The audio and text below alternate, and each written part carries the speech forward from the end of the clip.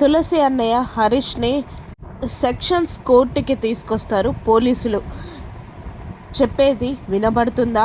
నేనేం చెప్పినా ఎస్ అని చెప్పు చాలు అని ఎస్ఐ చెప్పగానే అలాగే అంటాడు హరీష్. కానిస్టేబుల్స్ లాక్కొని వెళ్ళిపోతూ ఉండగా తులసి అన్నయ్య అని అంటూ అరుస్తూ వెళ్తున్న హరీష్ని ఆపేస్తుంది.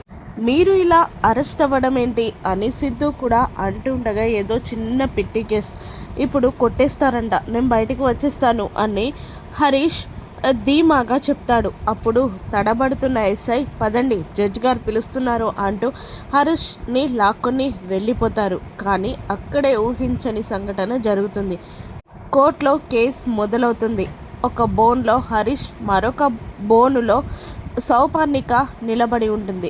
కావాలనే శ్రీకాంత్ గారిని తన అన్నయ్య సాయంతో యాక్సిడెంట్ చేసి మరీ చంపేసింది తులసి అని సౌపర్ణిక నింద మోపుతుంది. హరీష్ షాక్ అవుతాడు.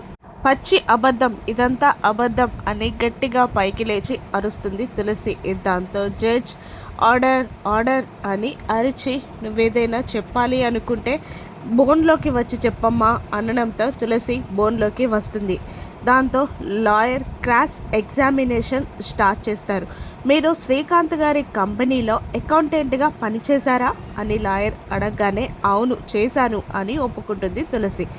అంటే మీకు శ్రీకాంత్ గారి బిజినెస్ లాభాలు, వ్యవహారాలు, చిరచర ఆస్తులు, పెట్టుబడులు, ల్యాండ్స్ అవన్నిటికి సంబంధించిన వివరాలు మీకు తెలుసు కదా అని అనగానే అవును అంటుంది తులసి.